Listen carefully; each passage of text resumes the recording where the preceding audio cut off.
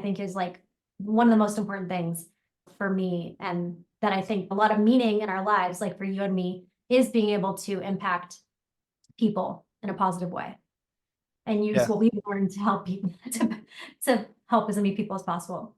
This is Brandon Turner, and you are listening to the Average Joe Finances Podcast.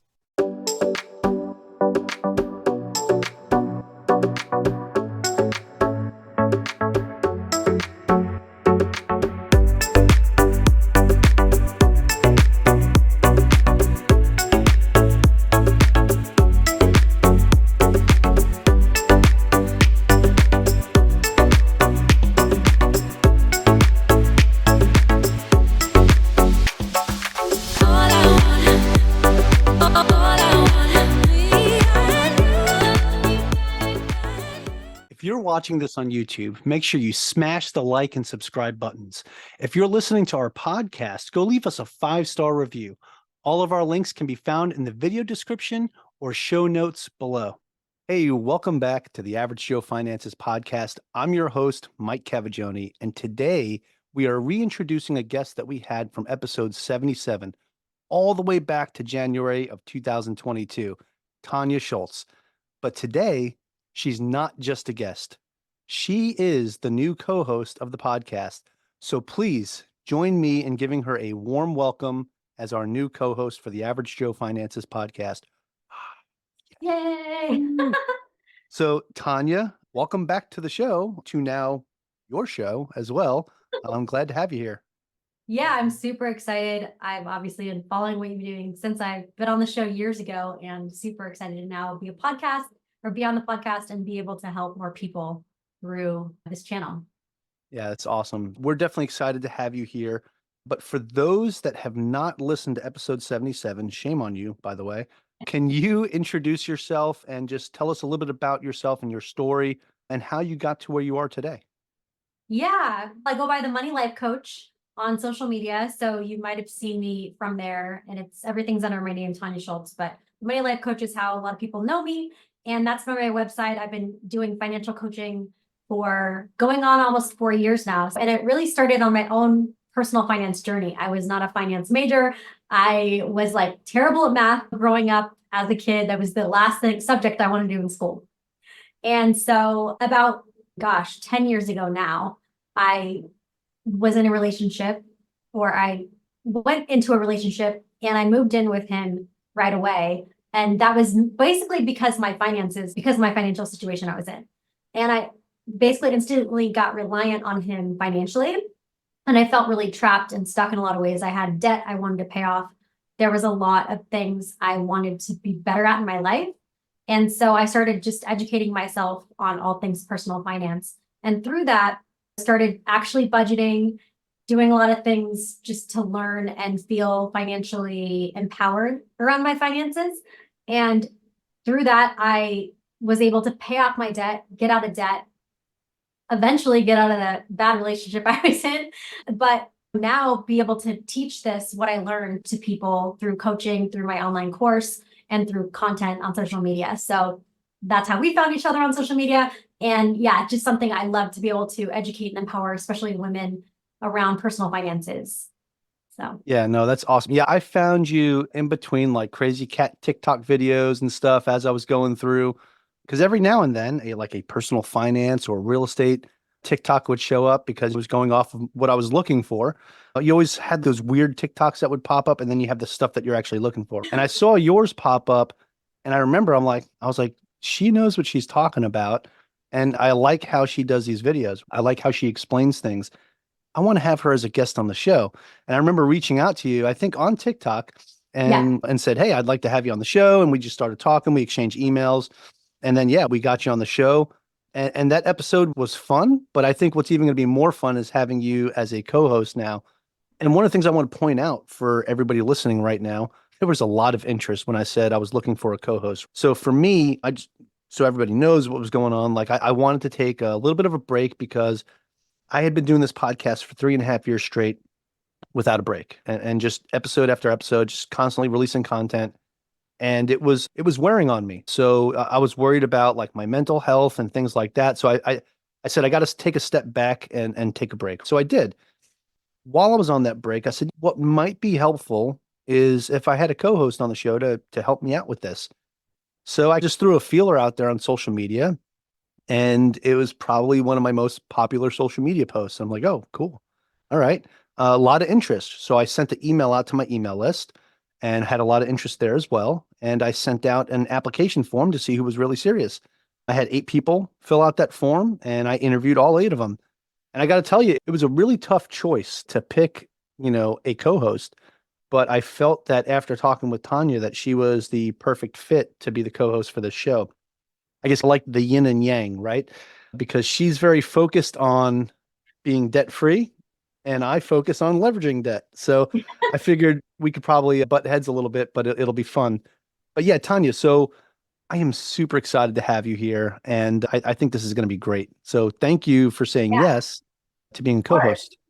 Yeah, I think just what you've already built so far and the interview style and the type of people you bring on and what you're teaching is super important. And a lot of this information can be overwhelming right now where people find the information. But I think having one place, especially having the dynamic of a female, having both background, like we hear a lot of finance on the men's side, white guys, and that's just like how it's naturally been. It's changing a lot in the last 5 to 10 years, but I think just being able to have more of a voice and speak from a woman's perspective is really important to bring engagement in that audience and excitement for women, because finance, I think, should be fun and should be exciting, and it shouldn't be the stress and anxiety that so many people feel around it in their life. Absolutely. I love that. And your story is a testament to that, right?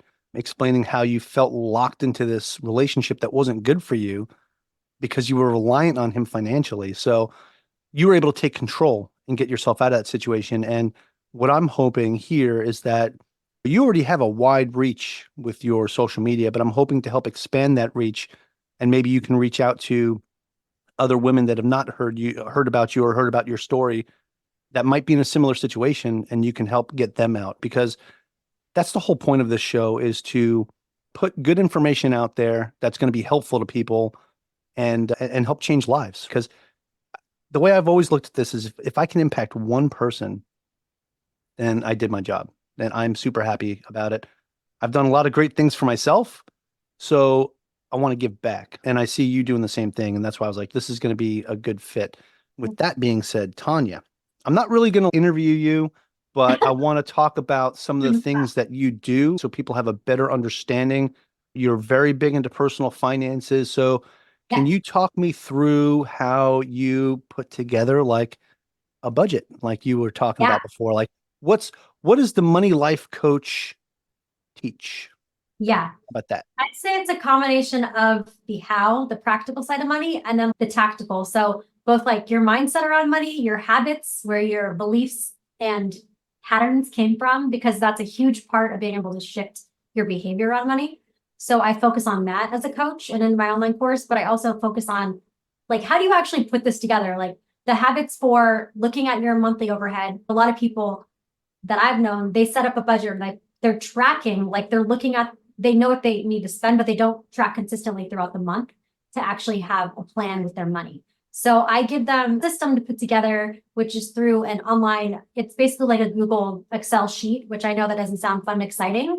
And will be the first to tell you I'm like I do not like spreadsheets, but I like organization and feeling like I have control, right? I want control more than I care about putting in a spreadsheet. So I put together this system for people or show them how to use it. That makes it more manual, because I feel like with your money, you need to have a handle. Like you can't let an app or something do it for you. You actually do need to be more hands-on. So just getting that foundation, like your foundation in place of the planning going into each month. So at the end of the month, setting up a plan with the money that you have coming in, where's all that money going? And then being able to look to the future. So really clear on goal setting, because I feel like in order to stick to a budget, you need to have very clear goals on where you want to be in 3, 6, 9 months, a year. Like, where am I going? Because that's going to help you be able to stick to the budget and plan. So yeah, it's a holistic approach to money. I'm not a financial advisor, I'm a financial coach. So I'm not focused on investing, but that is where you want to go, right? A lot of people I work with have consumer debt. They're trying to pay off. A lot of their income every month is going towards debt. So how can we pay off debt as like fast as possible, but also still have a life, like not have to restrict your entire life, still be able to I'm all about still being able to do the things you want to do in life, but making it sustainable because it's like dieting and exercise. It's very similar habits. Like you can't restrict everything because you're going to fall back into the same patterns. So, yeah. Yeah. If you take something away from yourself, all it does is make you desire it more to the point where it's like unmanageable and you fail, right? You go for it. It's funny because like I do the same thing because I'm also a financial coach, and I don't talk with my clients about like investing strategies or anything like that. I said, just go listen to the podcast, right? You want to hear about that stuff? Go listen to the podcast. But same thing, like it's about being effective with your money, but also not being so strict to the point where that is like your only focus in life. I'm always very big on when you have those small wins, go out and celebrate, go out to dinner, go do something. So you're not just, okay, cool, I paid off a credit card, let's get right into the next one. No, go celebrate that. That's a win, right? Mhm. That's huge. But you had mentioned something, and I really like that you go down this path, is putting emotions, having that relationship with money. So how does Yeah. someone's emotions impact them when it comes to their finances? I think that's one of the number one things that impacts, like it's why people tend to overspend or get in these situations. It's because we make emotional decisions and not really, and that's not always a bad thing, but a lot of our emotions is tied to feeling sad, feeling lonely, feeling bored, or even on the opposite of that, feeling happy. We spend money, we're around our friends and everybody's having fun. We just put our credit card down. So it's like understanding why do I feel like I need this thing? Why am I up late on Amazon shopping every night? Like, it's same thing why people overeat at night, right? Like what void am I trying to fill? And where is that coming from? So it's more like trying to get curious and be in tune with when you have those impulses or triggers, as a lot of people like to call them, like, where's that coming from? And being more proactive versus reactive with our money. Like I talk about this a ton in coaching and in the videos I put out, like we are so reactive to everything in life. Like money, like it's like this, we're always reacting like this thing happened with my car, this is due. And we know these things are coming up and we know these things might happen, but we don't plan for them. So it's trying to be more proactive than reactive, like having a plan that it might not be a perfect plan. We're human, things are going to happen, but at least having a plan, like what's the saying? Planning to fail, like failing to plan is planning to fail. Like at least not having some sort of plan in place is going to set you up for failure. Yeah, absolutely. Totally agree with that. Okay, Tawnya, got where you're at with personal finances and how you go through your process of building a budget and doing it in a way that you can still live your life and still be effective with paying off your debt. So now I want to go off script here and say off script, like I even have a script. But anyway, I want to just go off topic here and just be like, so what excites you most now about being able to co-host this show? Yeah. I think just reaching more people. My main goal has been to be able to connect and reach and talk to as many people as possible, and whether they resonate with it or not. It's all just, for me, this was one of the number one things was listening to podcasts, reading books, and this information I was getting online that really helped inspire me on my debt-free journey and now on my wealth building journey and the life I'm creating for myself. So the more people that we can help, and even if it's like the littlest, tiniest thing that they take away, that really hit me, or maybe I'm going to look into, maybe I should try to budget. You know what I mean? If you can just shift somebody's behavior a little bit and help them in some way, especially when it comes to money, I think is like one of the most important things for me. And that I think a lot of meaning in our lives, like for you and me, is being able to impact people in a positive way and use what we've learned to help people to help as many people as possible. Yeah, I love that. Yeah. Awesome. So just so everybody knows too, so Tanya's also going to be doing solo episodes with doing interviews as well. So it's not going to be just her and me together. I'm also going to be doing solo episodes too, like the way it was in the past. But also every single person that I interviewed, I told them that I would welcome them all back to guest co-host this podcast anytime. So you might even see me with one of them one day, or you might see Tawnya with one of them one day. Or I might even let them just host an episode one day, because every single person that wanted to do this was amazing. And I had a really good time just talking with all of them and trying to figure out why they wanted to do this. But one of the things when I was talking with Tawnya is like, she was going to start a podcast anyway. So she's, hey, you've already got this thing done and ready to go. And we're talking the same kind of topics. We're talking to the same kind of people. But she's going to add that touch that we didn't have here, a different perspective to hopefully reach another side of this audience. So I'm really excited about that. But yeah, so Tawnya, I hope you're ready for that. So hope you're ready for having other guest co-hosts and just some of the interesting people you're going to talk to, because we already have a line of people asking to come on the show. It is bonkers. It always has been, right? I've always had a lot of people wanting to come on the show. But now, ever since I've announced Tawnya as the co-host, and not many people knew about it, because I talked about it a little bit on social media, and I think I sent out an email, and that was it. But there's a lot of people trying to book the both of us, right? So it is based off of our availability when we're both available together. So right now we have it down to 1 day a week where we both have time on the calendar to do co-hosting episodes, but we're also going to be able to do the separate ones as well. So I'm really excited about that. I don't know, Tawnya, tell me your thoughts about what you're thinking about, especially for like solo episodes. How excited are you about that? Yeah, I think, the interview style I think is great because you get other people's perspective, right? It's like just limiting yourself to one or two people's point of views. That's only like what they've learned. And so I feel like it's a really good thing to always just be interviewing. And that's why I'm excited to be here too, to give my perspective and my background. But yeah, solo episodes, I think it's funny because it's this full circle moment for me, because as a kid, all I wanted to do was like be on like a TV show, be a entertainer, be on stage. I was a dancer growing up and all this stuff. So it's funny, like now you can have your own show and do whatever you want to do. And I think, like I said, I never thought I'd be helping teach people and educate on finance, but I think there's just so much to be able to share from what I've learned, especially in the last 10 years, in my 30s and now into my 40s, and how I'm setting my life up and how much I've been able to just help. And I'm a big proponent of, I don't just want to build wealth. I want to be able to give back, like giving back and being able to, whether it's for free, like things like this, or financially with my family and my friends. That's a big part of personal finance for me. So as many people as I can help to be like, money's not evil, money's not bad.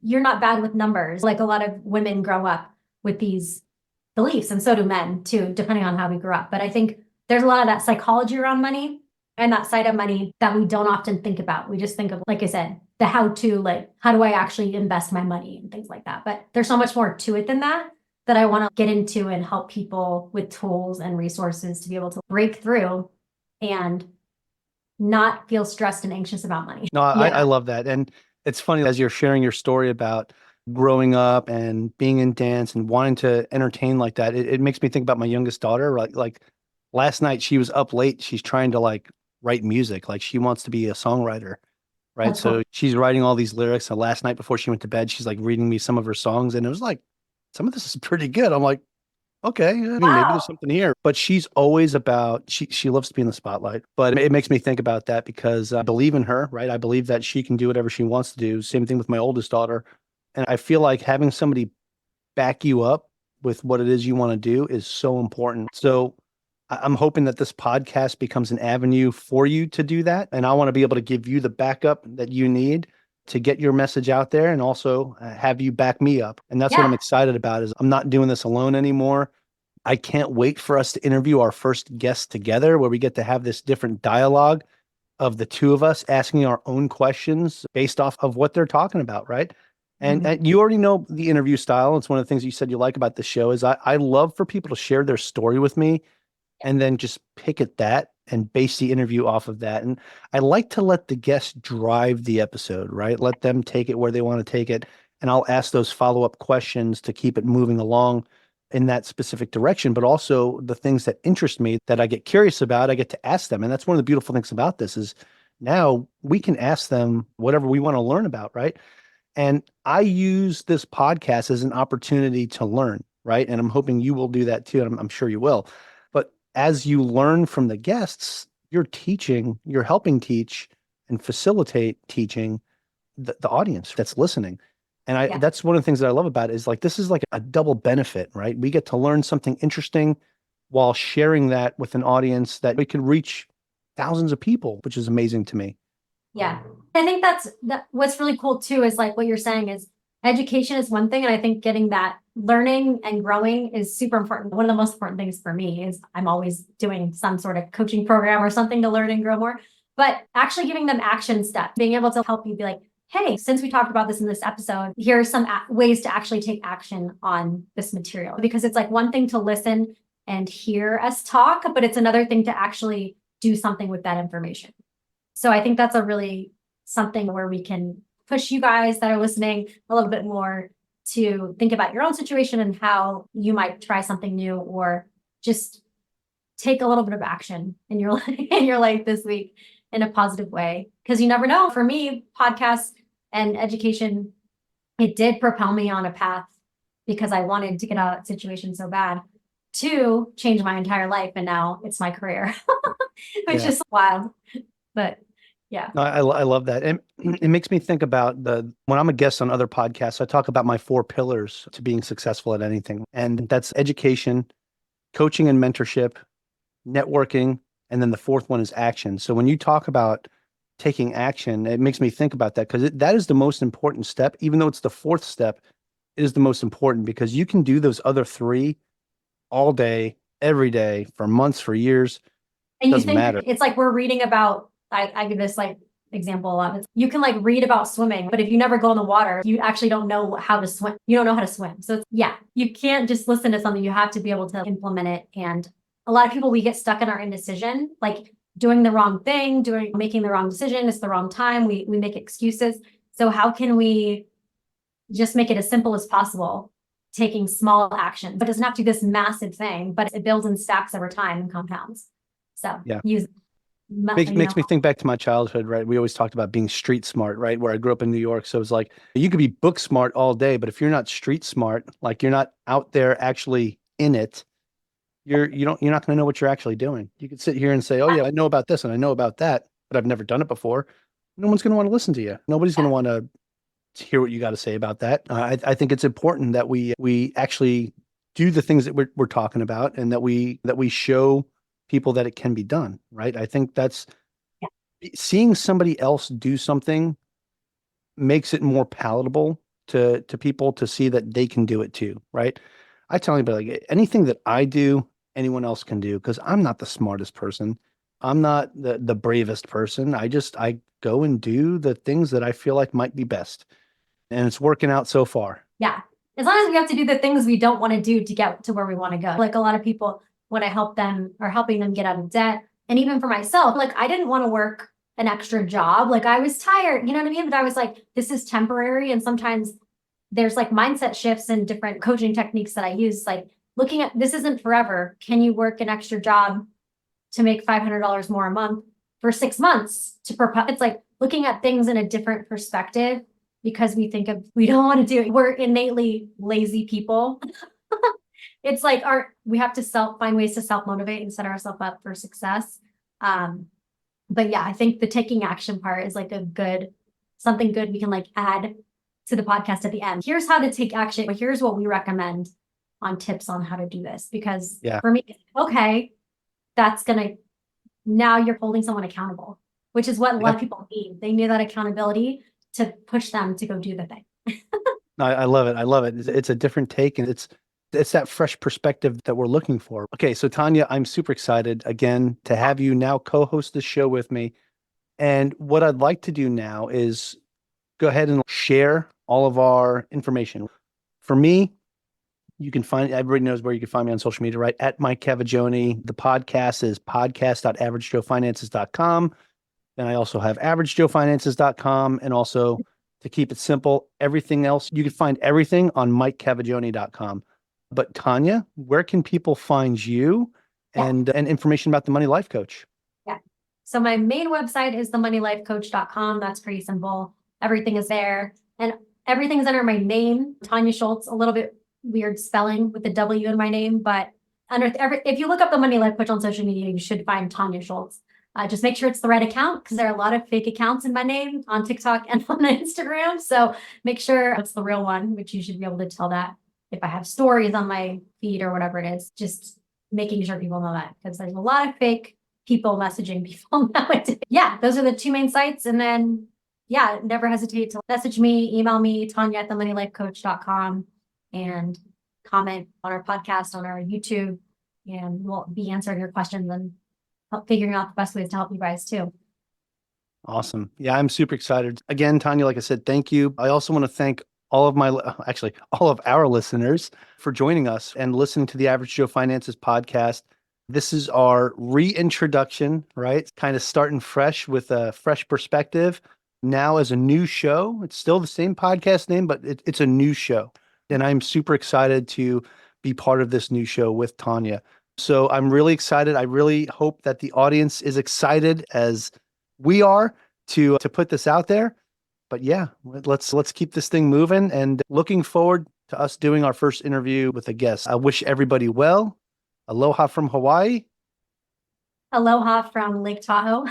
There we go. And see, she's got her Hawaii license plate back there too, which is Not awesome. Hawaii, just so you guys know I'm on the other side. But I'm in the mountains. And There you go. I love to surf, wake surf, and regular surf. So we'll see you guys soon. Thank you for listening, and make sure you share the podcast and let us know how we can help. Awesome. See you. Thank you for making it to the end of this episode. Greatly appreciate you being here with me today on the Average Joe Finances podcast. If you haven't done so yet, make this the episode that you go leave us a 5-star rating or subscribe to our YouTube channel. The Average Joe Finances podcast is for informational and entertainment purposes only. Have an outstanding day.